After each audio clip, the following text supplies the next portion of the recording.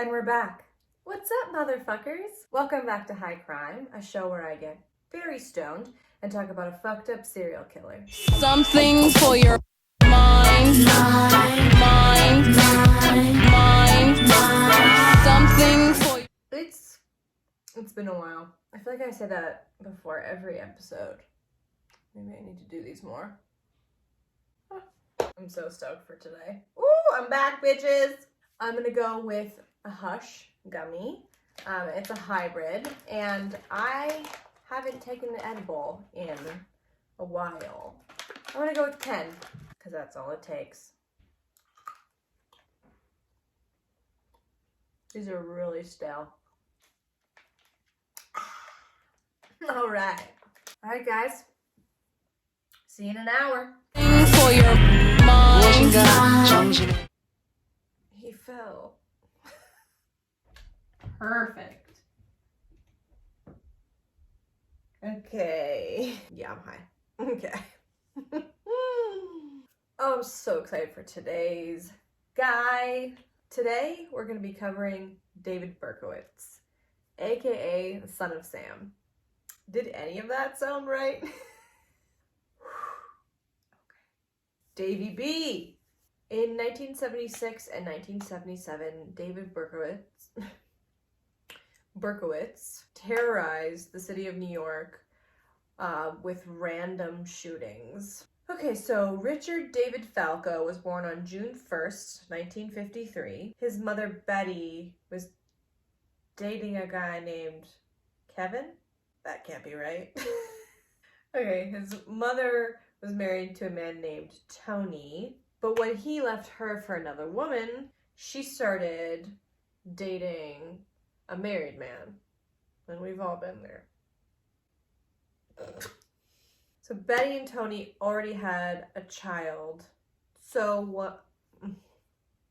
when Betty got pregnant, he pressured her into giving it up for adoption and forbade her from giving the baby his last name. So she gave him the last name of her former partner. I don't know if any of that came out right. Talk about abandonment issues, though. Ugh. Great news. A few days later, David was adopted, or Richard at the time, I guess, was adopted by Nathan and Pearl Berkowitz. Oh my god. Okay, Lila gave shit together. And they lived in the Bronx. So the Berkowitzes owned a tool store. What are they called? Hardware store. And Nathan was always there. So he and David did not have a very good relationship. And did my hat just move? There's a ghost in my room. Stay very still. And David's father even considered the adoption a mistake. So, wow, this guy had no chance. But David was very close with his mother. And he was super spoiled, and he got away with fucking everything. And he became a terror. And even though he was intelligent, he did not do well in school at all. He didn't give a shit about school. And he missed a fuck ton of classes. When he was 7, David got hit by a car and suffered some brain injuries. Common serial killer theme. And he started to become a little pyro. And he would light fires all around the neighborhood and like light bugs on fire. You know that kid. We all had that kid in our neighborhood. But when David was 14, his mother died, and he was absolutely devastated because it's like the one person in his life that he fucking liked and who liked him. Oh, don't feel bad for this serial killer. Don't. Their childhoods get me every time. And after her death, he became really introverted and sullen and didn't want to talk to anybody. And it only became worse when his dad remarried and his wife was also pretty cold and didn't give a shit about David. I would be such a good stepmom. Oh my God. You should be so lucky. And they all moved to Boynton Beach, Florida. Something else just moved. What is happening? Oh, it's me. This is going well. So they moved to Florida. He had no friends, and he became even more introverted and started to create this whole fantasy world, like a vivid fantasy world. In 1971, when David was 18, why did I say it like that? 18, he joined the army, and he actually responded pretty well to the army. I think probably maybe because of like the discipline or something. I don't know. Why are you asking me? And he trained as a marksman, and he became a pretty good shot. That will come back later. In 1974, he was honorably discharged and used his army money to rent an apartment in New York. And people do not remember him fondly. That's crazy, right? Wow, wild. They said he was super argumentative and like didn't associate with anybody. And he would like start petty fights and then personally threaten people. He gave his downstairs neighbor, who was a police officer, 4 handwritten letters that were threatening. I hope he at least had his own stationery. Son of Sam. Heart. In his early 20s, David reconnected with his birth mother and his birth sister, and they like hung out a few times and were getting pretty close. And then David found out about like his whole birth situation and like how he wasn't wanted, and he freaked out and left and was like, I'm never talking to you guys again, and he cut them out of his life.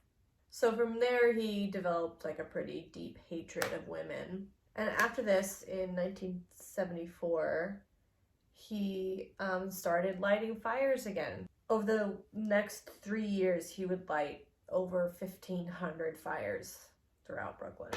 Or, I mean, around all of New York City. I don't know if it's just Brooklyn. In New York. He kept a very detailed journal, and where he called himself the Phantom of the Bronx, which is a sick nickname.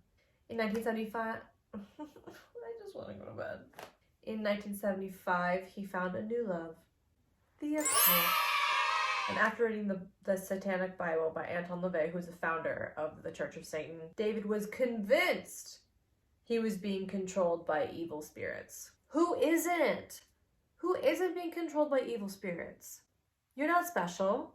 Okay, so Christmas Eve, he decided to take his hunting knife out for a spin. The first victim was just a random woman coming out of the grocery store, and he stabbed her and she was able to get away.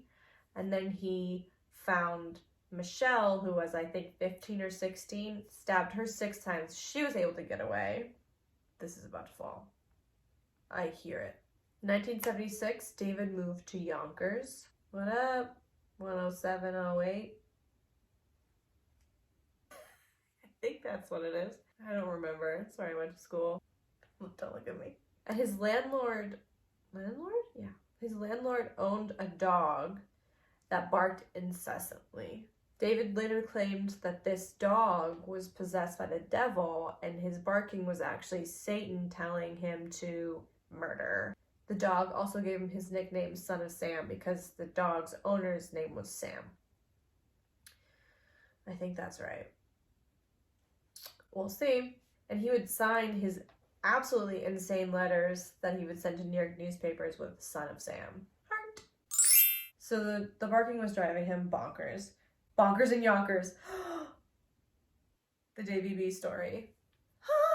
So he moved, but at his new place, there's also dogs barking incessantly. So he couldn't escape it, so he took it as a sign that Satan was telling him to really murder people. In the summer of 1976, the shooting spree began. On the evening of July 29th, I believe Donna and, I want to get the names right, Jody, they're like 18 and 19, were shot in a parked car, and one of them survived. In October of 1976, David shot 2 more people in a parked car in Queens. Carl was shot in the head but survived, but Rosemary died. In November, Donna and Joanne were walking back from a movie when they were both shot, and they both survived, but I believe Joanne was paralyzed. There was another shooting in a parked car. His MO, clearly, was a recently engaged couple. One of them survived and one of them did not. So the police found that he was using like a very unusual 44 caliber pistol, something that was unique. And the earlier victims were killed with 44 caliber bullets, so they connected all of these murders. They were also like, okay, so he's targeting couples or people in parked cars and young women with long dark hair parted down the middle. No, sorry, that's Bundy. Just long brown hair. I guess, I don't know, there's a part. I don't know if it matters. Who cares? Okay, so fast forward, April 1977. He killed 2 more people in the Bronx. And in the street near the victims, there was a letter. I'm just gonna read you part of this letter, because I think it's pretty fun.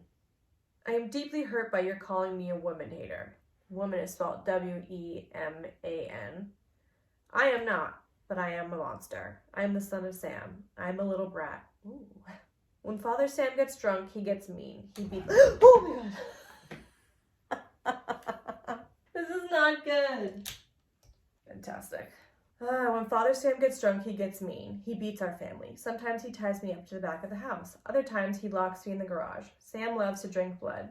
Go out and kills. Commands Father Sam. Wow. Normal.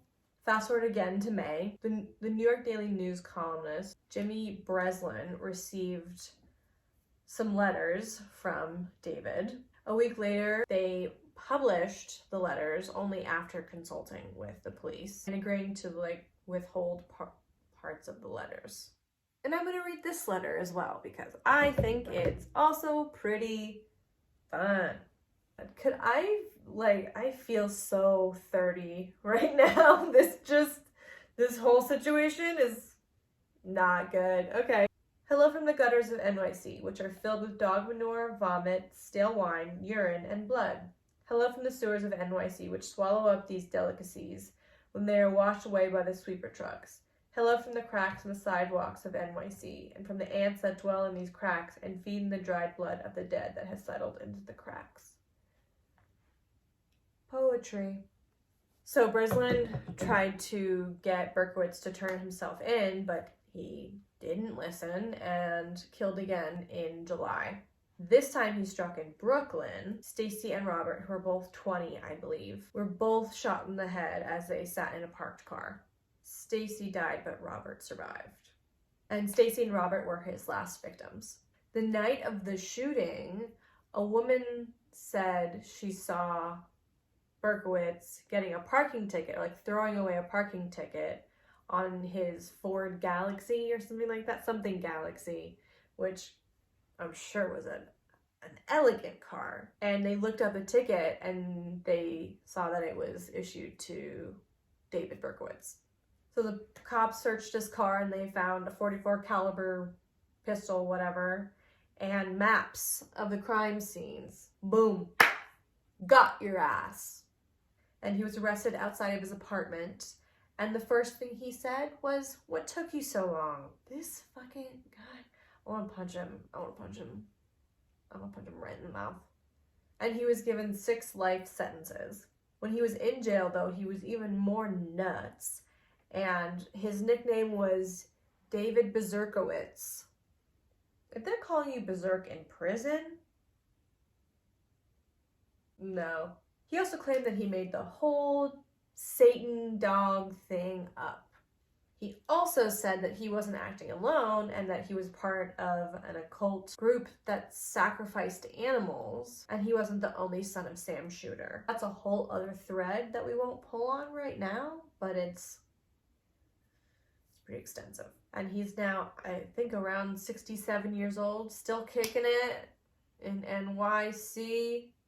Actually, he's in upstate New York, but in 1987, Berkowitz became like a born-again Christian, which they all fucking do, and called himself the Son of Hope. Way to rebrand yourself, buddy. He even wrote an apology and expressed his remorse for all the shootings, but whatever, bro. Rot in hell. Okay, guys. That's it for me. I missed you a lot. But I'll be back. I promise. I love you. I don't know why you need to get by. Something for your mind.